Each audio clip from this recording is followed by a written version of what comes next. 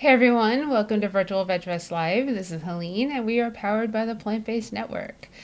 And once again, as I always start, I am excited about our guest today. And, just being here is a positive, and I'm glad that you're here too. If you have any questions or comments while we talk, put them in the little box and we'll definitely address them.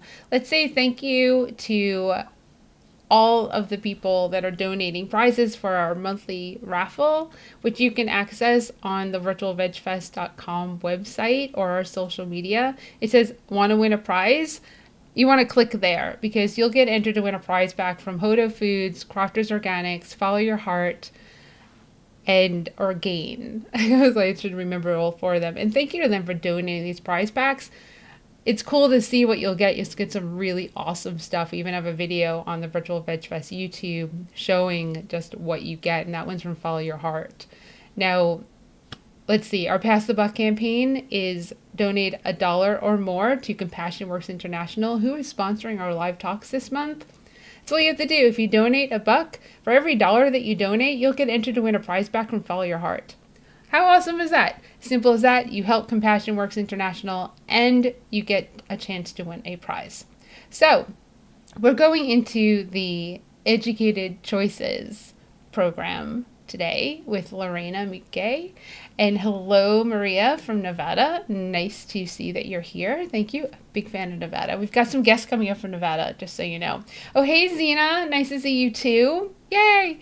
All right. So, Lorena's on, and I have been an educator with her program, and it was one of the most fun things that I have done. The training is boot camp, seriously, immersive weekend boot camp. But you come out of it. Have you ever been in a room with everyone who's like-minded, same energy and feel?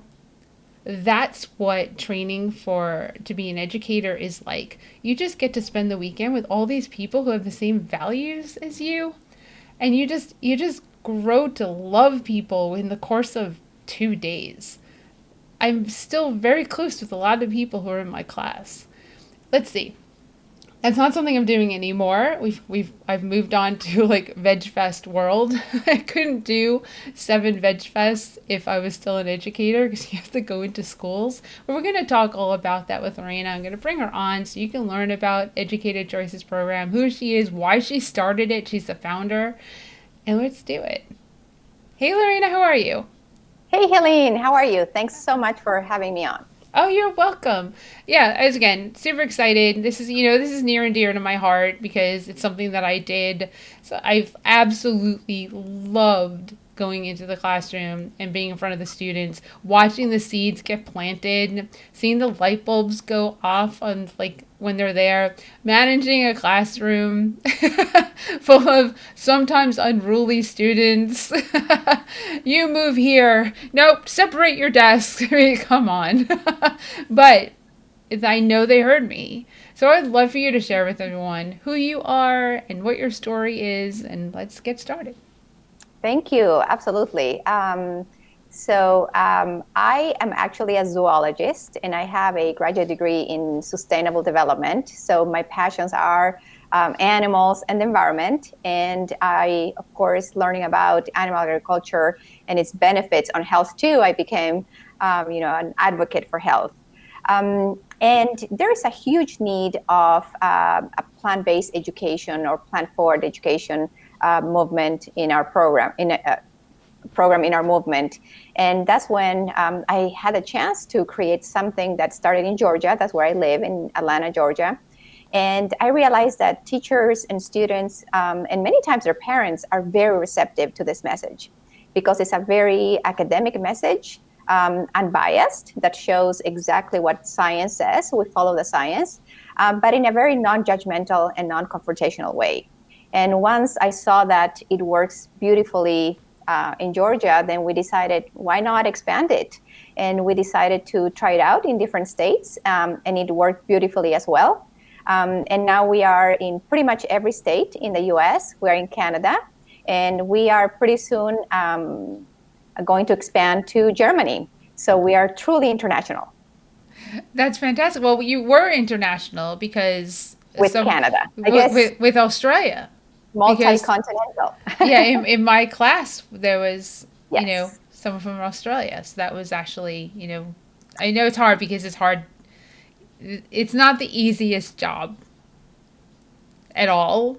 It will emotionally and physically, you don't realize how much shape you have to be in to go teach classes. There's Yes. such a thing as teacher shape. You are on your feet For talking hours on end. for hours on end with Absolutely. barely a bathroom break. That's what teachers do every single day. I Yes. mean, and you get a real you like really an appreciation for teachers. They do that every single day, And I all think that's day. why teachers appreciate us so much, because when we come into their classrooms, we sort of give them a break. So we can not only present to their students, but also they have the chance to catch up on work, or most of the time, they listen to the presentations and they themselves learn something that they would have never learned. So it's true, it's taxing. The beauty of our work is that it's so much needed that when teachers learn about our program, um, very often they want us for all their classes. Yep. So, like you said, sometimes where they're presenting, many, many classes back to back, but the feeling afterwards is undescribable. It's really a feeling of a job well done, and that you got to plant seeds that otherwise would have never been planted. Yeah, I remember being in an auditorium. Like teachers just brought like multiple classes together, and Yes. one of those teachers actually the message really stuck because when I think I went back the following year, they were like, "Oh, well, I've become more plant-based." And I was like, Absolutely. "Awesome." Yes, one of the trends that we see very often is that teachers invite us back semester after semester after semester. Of course, as we grow, we add more teachers, more schools to our databases, right?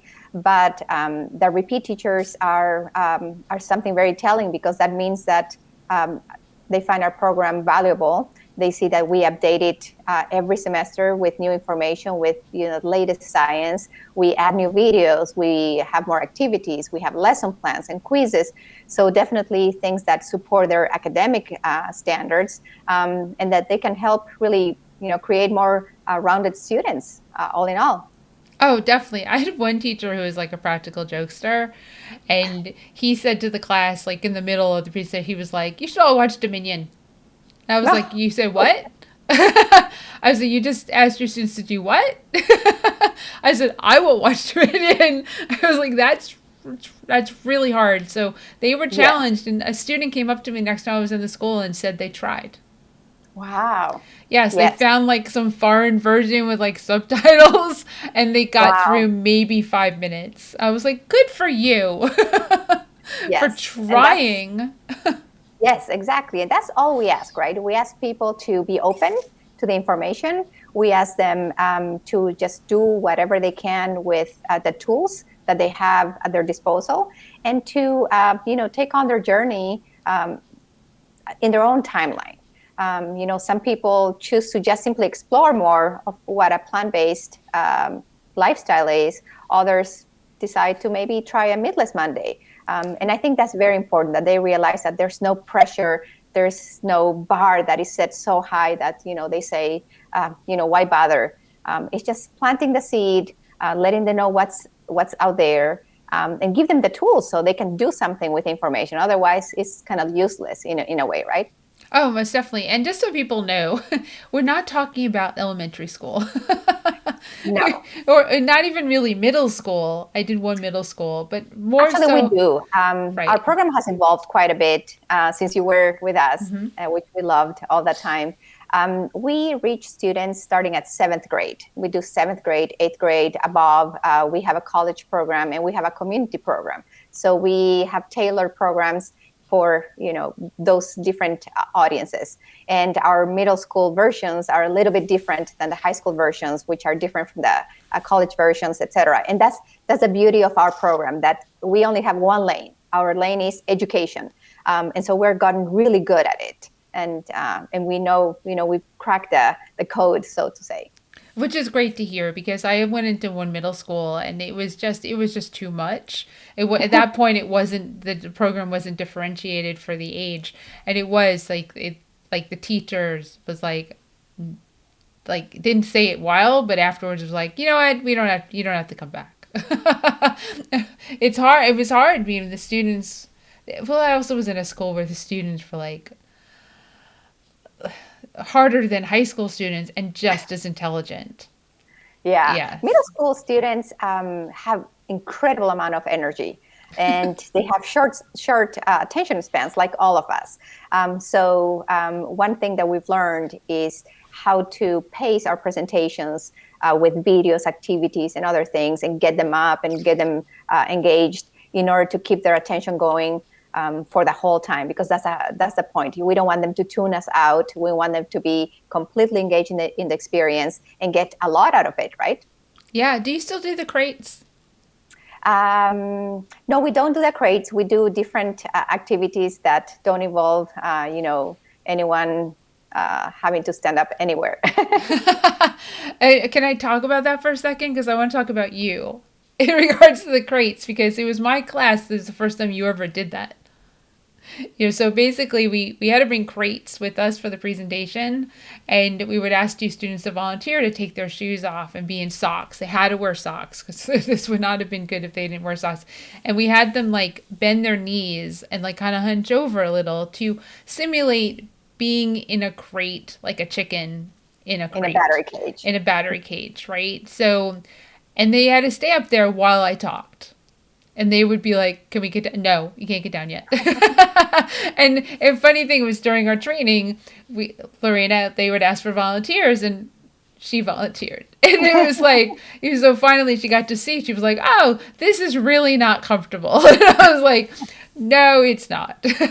But that was the point of the whole thing. Oh, Paula, hi, Paula. She says hi. There she is. Hey, Oh, Paula. yeah, and Paula's been on too, and Nouse, hi to Nouse as well. Nouse is also in Atlanta. So Oh, doing the okay. vegan Voth fest. Oh, wow. Yes, Okay. so that's in your community too. I was at Paula. We talked about this when she was on. Do you remember she didn't have a car? That was also one of the moments that Paula raised her hand and said, "So, how do I like get the crates to the school? I don't have a car." And I looked at your face and Anne's face and Keith's face, and you all kind of like were like in absolute shock. Like, oh, we hired someone who doesn't have a car. How do you go? She's like, I ride my bike. Okay. And I know immediately I saw like all of you think add to interview question. Do you have a car? Or like do you live in a city where you can take public transportation where you won't mind? Yeah. Well, that was a long time ago, it seems, right? Because Yeah. now technology and information changed so much. I think it's been many years that we don't use the milk crate, and also the fact that everything is digital now. So nobody has to carry pamphlets or flyers or anything. Everything is digitalized. All you have to do is show a QR code to a student, and they, with their cell phones, they can pull up something. So our program has changed dramatically, and also has become exclusively and very academic. In fact, we work with other academics, collecting data and running a lot of studies because of that, because of the nature of how our program has evolved from a very, maybe a little bit of advocacy on one end to completely academic. And I think that's what has really opened the doors to many more schools out there now, and how even principals see us as, wow, this is really good. This is a really good tool that can help, add to that richness of whatever they're trying to teach. Yeah, that's amazing. I want to go backwards a little and say, like, you started this, and, I know it was just you for a long time. I mean, what was that like? I mean, you just go, hey, let me do this. It was great. It was sort of something that someone brought up. Actually, someone by the name Dr. Steve Kaufman who is a, you know, an amazing, incredible, smart, compassionate person. And he said, someone should start something like that. And I would like to fund it. And I said, I would love to do it. And it took a while, but obviously my environmental background and my background in science in animals, and the fact that I went to an agricultural school, to Texas A&M, helped a lot. And I put the presentations together. I knocked it to some classrooms, well, emailed teachers, and I could see that there was really a need for that. But in my mind, I thought that there were programs like this one everywhere, that this was just, you know, something that wasn't here in Georgia. And I did it for a good 10 years by myself, very pretty much booked every single week with students, until then we found out that, well, it turns out that there are not any other programs like this, like ours. There are activist programs, there are advocacy programs, but they're not education programs that talk about food choices. And that's when, I said, well, maybe it's possible to replicate it. And indeed, it worked like a charm. And we're very thankful, very proud that teachers opened their doors to us. Yeah, no, I agree. Many teachers are like in the back of the room. They're either on their phone, they're working on something else. They just sit. They can leave the classroom depending on like what they see coming from the educator, right? They can be like, "Oh, she's got this. I'll be back." But typically they stay and learn along with their students. Yes. Yeah. One of the things that we do is collect a lot of feedback from teachers and students, and the feedback is overwhelmingly positive.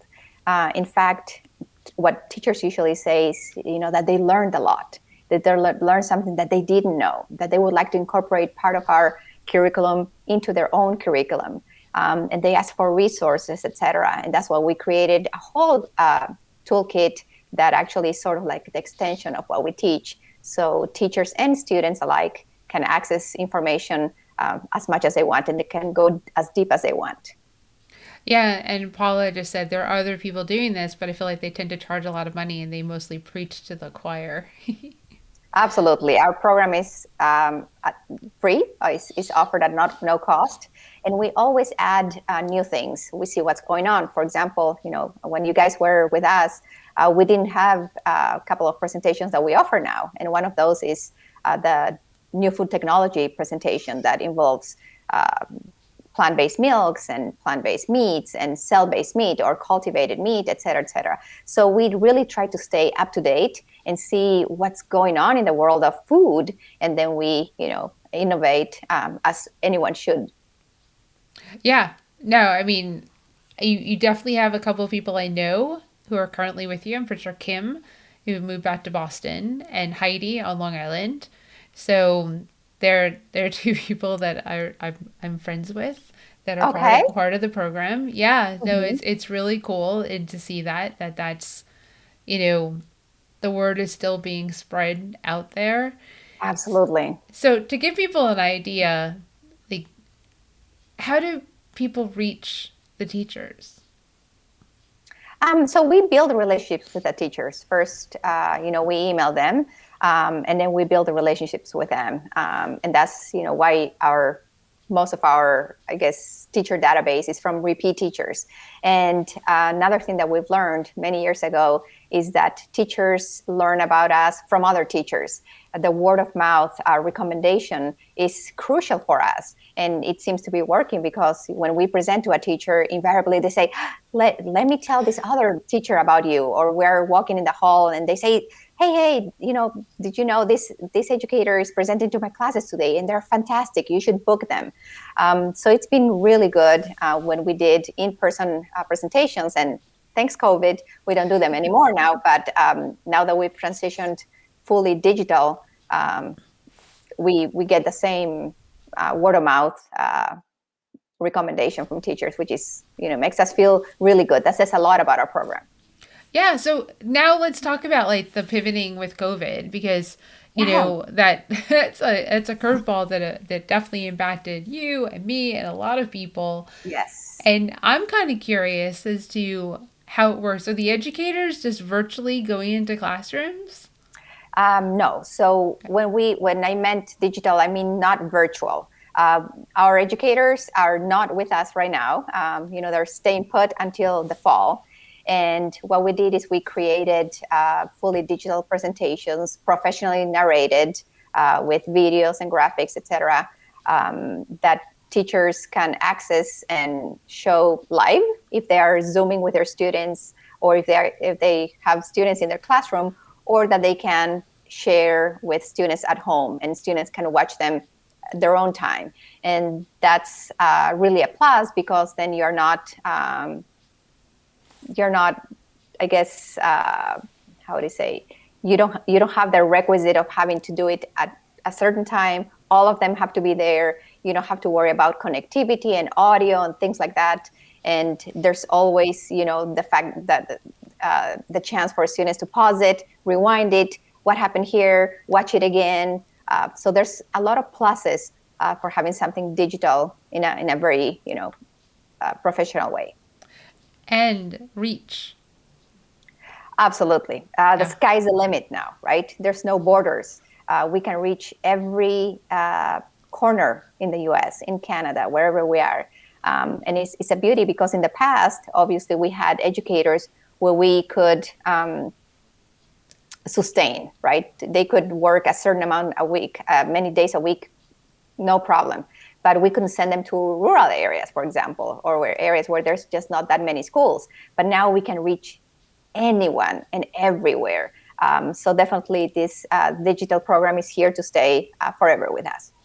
Do you know like the most rural area that you've been able to get the digital program Truthfully, to?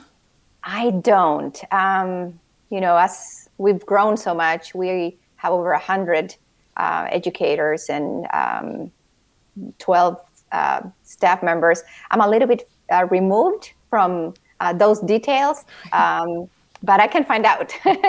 Yeah, I'd be curious. I mean, with the digital program, because it can go, like, is there a teacher in the middle of Kansas who's Oh, I'm sure. plant-based I'm and sure. says, "Oh, let me show this to my students," even though the parents Yeah. might freak out? Actually, this is the beauty of it. Our program has evolved dramatically, and we have zero concerns when parents watch the digital presentations with their children at home. We have had zero complaints or concerns from parents because of the way that the program is so educational.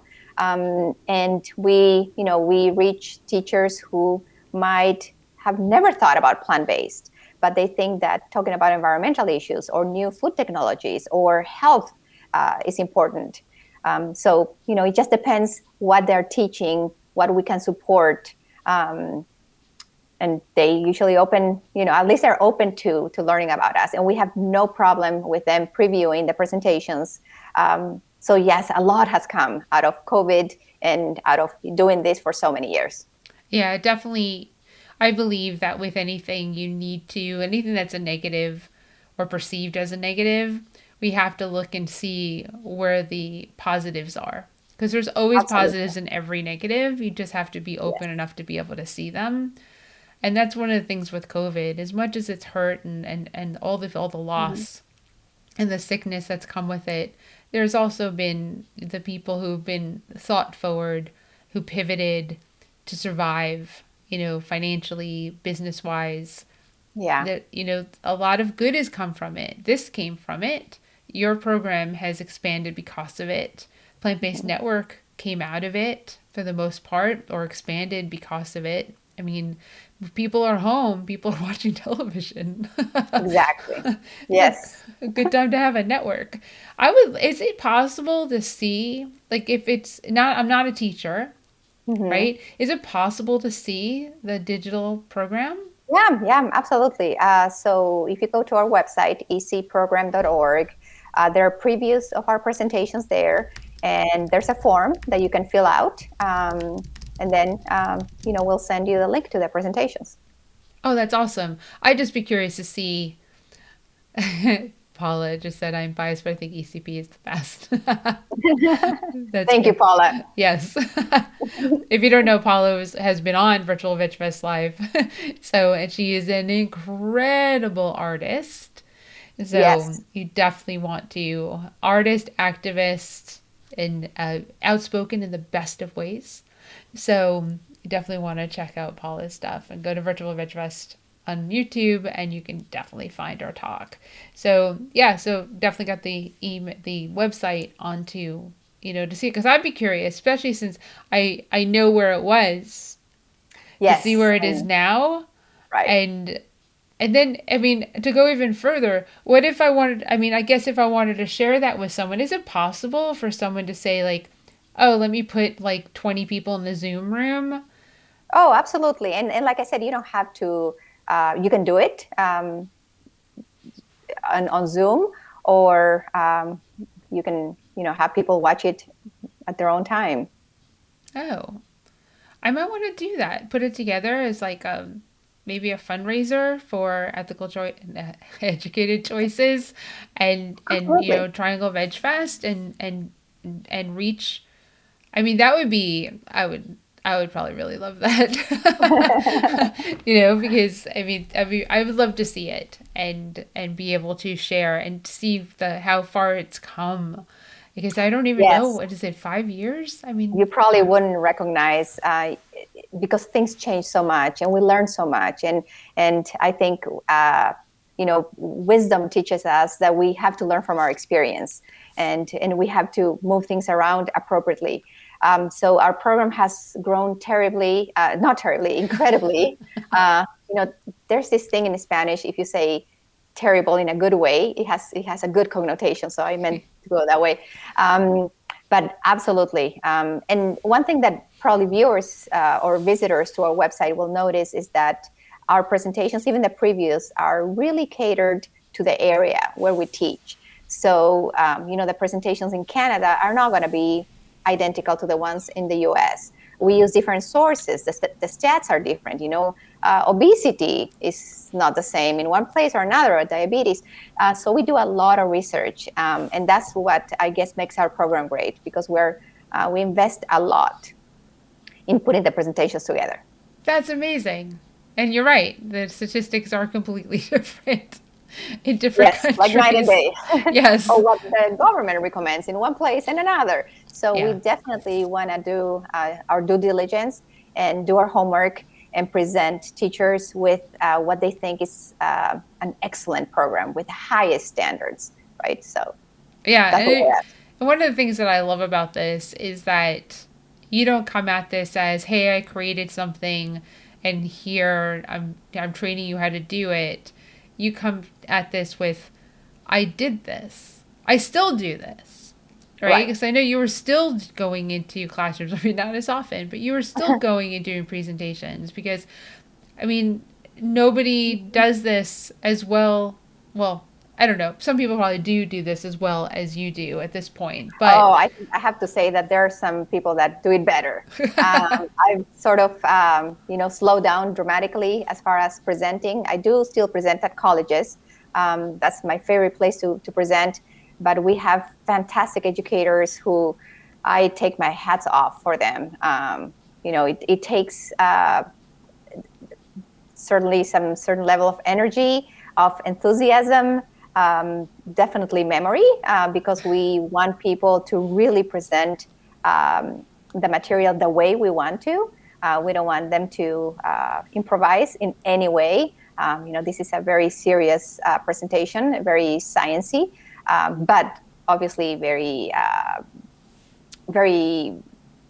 it's in a way that the students can understand easily. We don't want to confuse anyone. In fact, we want to empower them to think about their food choices. And then once they are aware of what their food choices are doing, whether it's good or bad, right? We want them to decide if changes are due, and how to go about those changes.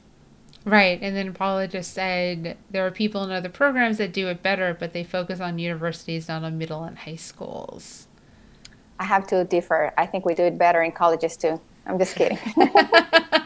You don't have to be kidding. It's okay Our to. college program is really fantastic. And we worked very hard with different academics to really raise the bar. And our, like I said, our middle school program and our high school program and our college program are quite different because, different ages think differently and their needs are differently too. Well, I'm glad to hear that because I presented to college and to high school, and Exactly. And you know that difference. the same program, right? But I mean, the results were great Yes. in the feedback, but it's good to hear. I mean, you're right that maybe some high school, like maybe ninth graders, it's above their head, Yeah, right. but seniors in high school and freshmen in college, they're kind of the same ish. Right. Right. You know, I Yeah. mean, The thing about college is that there's more discussion, more brainstorming. The questions are a little bit different, right? In their concerns and their freedom to choose what they want to eat. So we want to address those differently because it's the right thing to do. yeah, definitely, Paula. That this is completely different animal than our training. Yes, yes. Like they've changed since, yeah, she said like they've changed since I've left. Yes, they've. I mean, for me, it was longer than for Paula, but I mean that's. I'm really glad to. I'm like really glad to hear this because I mean evolution is survival. Exactly. Exactly. Right. Here's a nice little science plug there from the non-science person. I was like so far from a No, science it's true. person. And you, a non-science person, like you say, you can understand how science can be a really great tool for us if we use it the right way. And that's, I think, what we're doing. We're putting science into practice um, because the need is so great, right? Most people, especially the future consumers and decision makers, youth, they really don't know the effect of their food choices, the consequences of their food choices. They're aware of the major problems like climate change, right, or pollution, or species extinction, or chronic diseases, but they really don't know that they have the power to change not just themselves but their surroundings, and that's our goal, to help them be agents of change. Yeah, it's really remarkable that it's to see it. Like I said when we started, to see the light bulbs, Yes. to see the differences that you Mhm. make with just with the students in front of you, and Right. one of the hardest parts. This is the part that's hard for the educators. I feel, and maybe not anymore because the program probably has morphed into something that doesn't have extremes, and it wasn't that extreme, but emotional extremes that kind of make the students uncomfortable. Hmm. And because of that discomfort, there was reaction, Hmm. and sometimes words that were said that to a lot of the educators was really off-putting or upsetting because the students were making light of what was happening in the Hmm. presentation. It didn't impact me, which doesn't surprise anyone, I'm sure, but I know it impacted other people because it's emotionally draining and physically draining and mentally draining to do this in the first place, in a good way, not in a bad way. This is a really good way. But then you add, the kids. I'm going to be blunt. The kids could be little dicks, and you're like, why am I up here? But I just manage the kids. And one thing that people need to understand: what you bring into that room is what you will get out of those students. If you go in frazzled, you will have a frazzled classroom. If you go in Hmm. confident and like secure, they'll just listen and they'll push, but if you stop it immediately, they stop. But if you don't, they go, crack, let's get in there and let's mess with this person, even with the teacher in the room, you know and it can throw you off for the whole thing, and that's no fun. And that's something that I came into this already having been in a classroom, right? Hmm. Some of the educators have never been in a classroom. That's like really important to understand, that you get what you give when it comes to students in the Hmm. high school and middle school level. College students should be better. It should Yeah, be. and also like I said, we learn from experience. And one thing is that we know that the teacher is responsible for the class, and if the teacher is not responsible for the class, and students don't want to be there, then our educator doesn't have to be go to great lengths just to uh, have one person listen to them. We make sure that our educators are respected, and if there's no respect, then the educator has no business being in that classroom. But so when that's understood, when the teacher knows that the teacher is responsible for the control of the behavior of the students, I think there's always better results. There are always better results. And it should be. There was one time that I went and there was a sub, and Yes, that we don't do was, subs yeah. And you anymore. didn't know. I mean, the teacher had like an emergency, and what I heard was that Yeah. that teacher probably would have been worse than the sub. There Mm. was a whole issue with the teacher, so I literally had to give them like a would you treat people? Like, how could you treat someone like this? You're going to treat your teacher this way? This woman has been here to teach you, and this disrespect, the next day, completely different class. Same Yeah. students, completely different. They listened. They were like, I was like, I had to stop and give like a lecture on respect to this Mhm. class of students that were in a magnet school. So they chose they had to work to get into that school in the first place. So it was the last place I thought I would run into so many issues. Sub teacher was already frazzled, couldn't control her class. That's why she was gone, and there was a sub there. I learned that after the first day, and they needed that little pep talk of, can Yeah. you be decent human beings, please? I'm not Yeah. here. I don't wake. And I I think was yeah. That was. I was like, no, come that's true. on. But I think we have to remember that usually what we remember are those times when things got hard. But overwhelmingly, if we look at all the educators, and I mean, we reach anywhere from 15 to 20,000 students a week.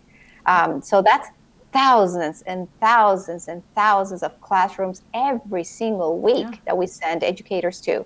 Um, and one might have a not so good experience, but 103 of the rest had an amazing experience. Oh And that's yeah. what we see, that by far, when teachers invite us into the classrooms and students, they're glued to the information.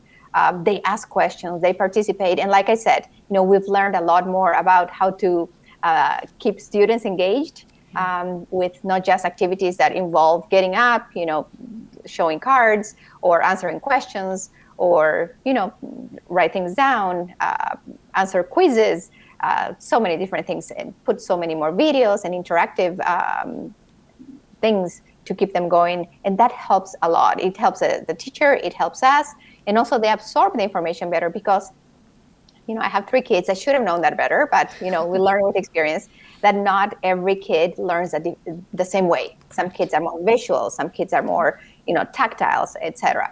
So we're trying to make that presentations better and better, so that attention span doesn't throw us a curveball, right? Yeah. No. And actually pays And attention. just know, like, that wasn't a bad experience for me. And obviously, Just the next day, the students were like, I was like, are they the same kids? It was shocking, yeah, absolutely shocking that they were yes. like, and the They just needed a little wake up call, right? yeah, and the sub thanked me. I mean, Yeah. thanked me because I was like, no, I don't, I shouldn't have to do this. And the other thing, which is really funny, oh shoot, the other thing which is really funny is that I don't even, I think I lost it. It's gone.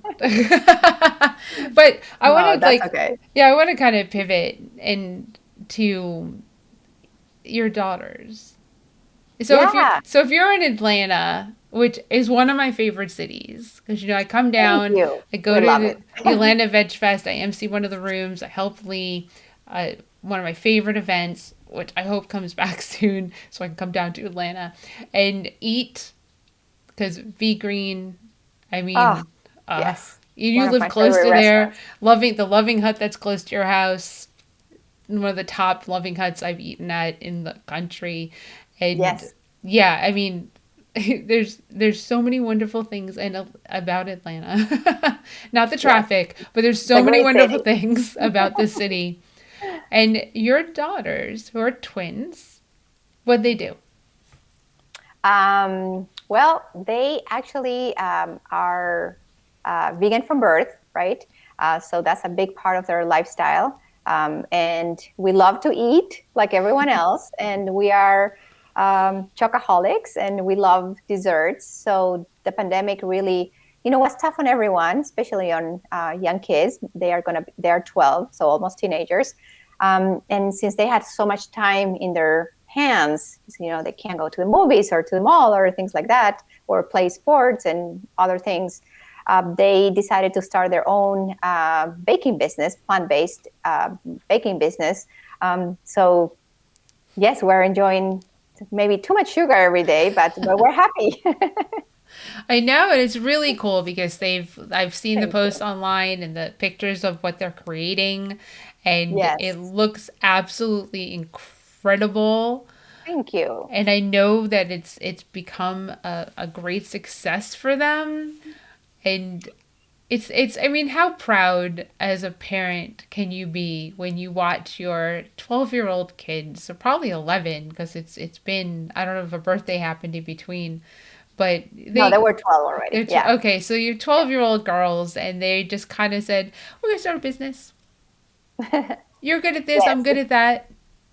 You know? it's been great. It's sort of a realization that it turns out that what we've been teaching them, it's stuck, right? Right. And that they're becoming little independent people, that they're putting thought and passion, and that they're committed to something, and that's really cool. Besides the fact that the business might work or not, is everything that goes into that, and that gives them life experience, that teaches them responsibility, that teaches them that not everything comes easy, and that you have to work hard to achieve your goals. So it's been great, and I love watching them. I love watching them struggle, and I love watching them succeed.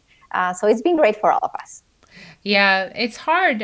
One thing that people need to understand when you go to buy like a vegan cake, like a three layer, Mhm. like 9-inch cake will go with that, right?